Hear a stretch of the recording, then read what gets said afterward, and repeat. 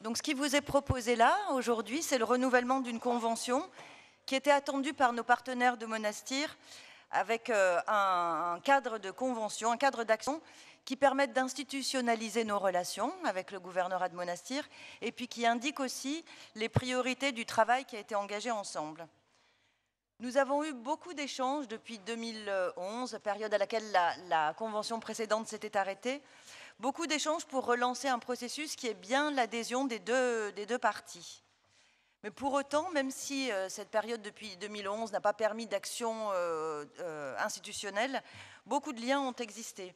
Les universités en particulier, les représentants syndicaux, les représentations syndicales, les organisations paysannes notamment ont maintenu des relations et des échanges. Et puis nous avons soutenu également des jeunes pour des déplacements dans le cadre d'organisation de la jeunesse pour participer à des forums d'échanges, de discussions. La communauté tunisienne de la région Rhône-Alpes nous a également sollicité pour les accompagner, il y a de cela plusieurs années, sur des mobilisations autour du scrutin pour la constituante. Donc depuis 2011, on peut dire que nous avons exercé conjointement une veille active, une observation active des mouvements et des organisations localement. Depuis, la Constitution a été adoptée.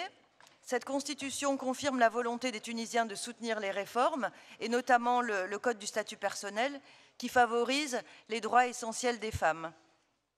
Les Tunisiens ont fêté au mois d'août, et Tunisiennes aussi, le 58e anniversaire de la promulgation de ce code. Et les progressistes savent bien qu'il est nécessaire de continuer le combat pour une pleine égalité de genre sur ce territoire comme ailleurs d'ailleurs. Les réformes maintenant sont annoncées. Elles laissent une large place à la réflexion sur la décentralisation. Il va y avoir des élections législatives d'abord au mois d'octobre, des présidentielles au mois de novembre.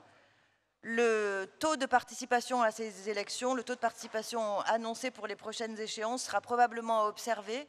C'est un indicateur qui permet d'observer comment le politique est jugé capable de donner une vision et de tenir les engagements. Donc, nous proposons de reprendre l'engagement des collectivités territoriales de la région Rhône-Alpes aux côtés du gouvernorat de Monastir, en gardant une pleine conscience des enjeux.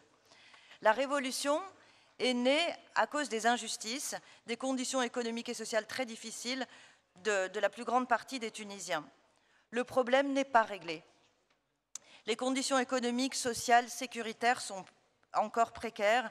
Un exode rural important existe des campagnes vers les zones côtières et vers les grandes villes.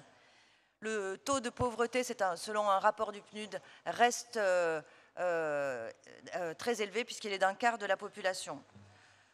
Donc il y a un véritable besoin de ne pas se laisser aveugler par le mirage d'une Tunisie émergente, qui est aussi une partie de la réalité, mais un véritable besoin de travailler ensemble sur un modèle de développement soutenable et inclusif. Besoin aussi d'appuyer les processus démocratiques, les institutions, leur personnel, leurs responsables, mais aussi les organisations de la société civile, leur formation et leur participation à la construction des décisions. Donc voilà pourquoi cette convention de coopération, ce nouveau contrat, met un point très fort sur les échanges culturels et sur l'appui à la jeunesse pour construire justement cette citoyenneté mondiale. Et je voudrais conclure là-dessus, vous rappeler que des deux côtés de la Méditerranée, nous avons particulièrement intérêt, les collectivités locales notamment ont particulièrement intérêt à jouer leur rôle dans la construction de la citoyenneté mondiale parce que nous savons bien qu'il y a une nécessité à construire plus de justice, mais nous savons bien qu'il y a une nécessité à permettre à la société civile de s'exprimer, d'exprimer ses droits et d'être consciente de l'interdépendance entre les habitants de la région Rhône-Alpes notamment et les habitants de la région de Monastir et d'autres régions du monde. Je vous remercie. Merci.